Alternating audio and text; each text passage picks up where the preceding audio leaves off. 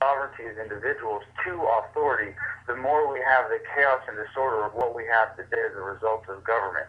Now, anarchy is a word that's been maligned, but you look at the root of it. It's not no rules, it's no rulers.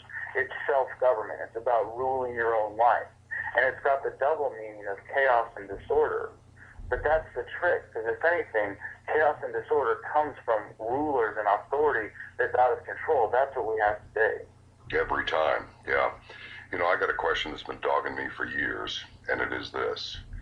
What are we doing over there in the Middle East? Seriously, we've been over there for 10 years. What are we doing there?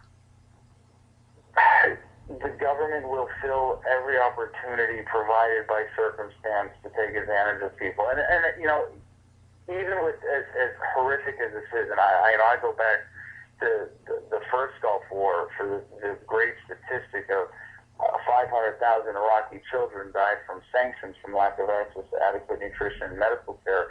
But you look at the numbers, you know, in the hundreds of thousands of victims of this phase of the global war on terror.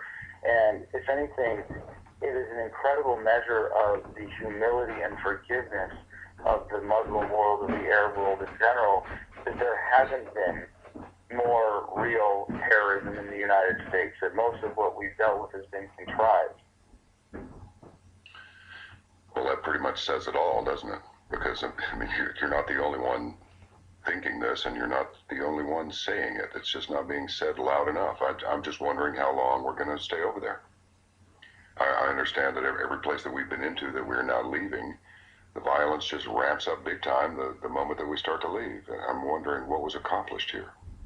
Well, part of the problem with government as an institution is that it serves as a very efficient mechanism of distributing and obscuring responsibility. And you've heard the argument, I was just following orders, right? And it didn't fly at Nuremberg, and it doesn't fly today for anybody with a conscience. And if anything, I feel like what I'm doing with my activism now is a kind of penance for my participation in the United States military.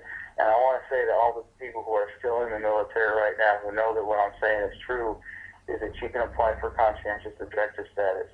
You can get out when your contract is up. You don't have to re-up. You don't have to be dependent on this. And a lot of people will say, well, and I heard this from guards when I was in jail too, well, I'm just doing this because I got to take care of my family. Really?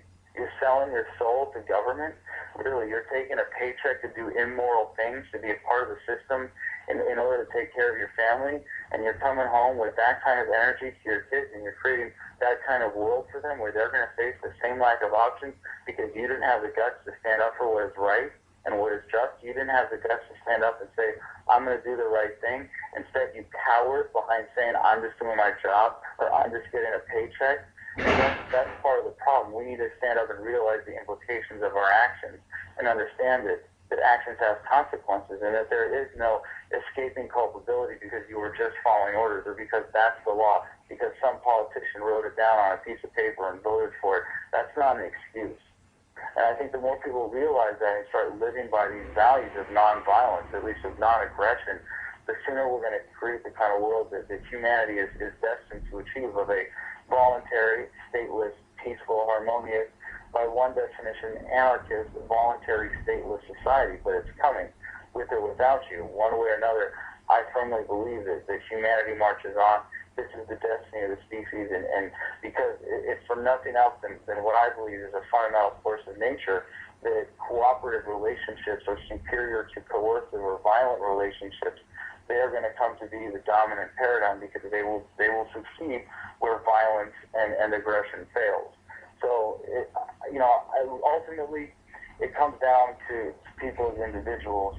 And, in America, we take this phrase, life, liberty, and the pursuit of happiness, as a kind of succession, but I think it's backwards. And this was one of the major epiphanies that I had when I was in jail, is that liberty doesn't allow you to pursue happiness. Happiness isn't something you beat over the head with a club and drag home to enjoy forever and ever. And a truly happy person doesn't resent their oppressors. A truly happy person is never going to dwell or live in anger. A truly happy, centered person will look upon this problem and say, how could I possibly let someone suffer and continue to be in pain to such an extent that they have to violate the rights of others?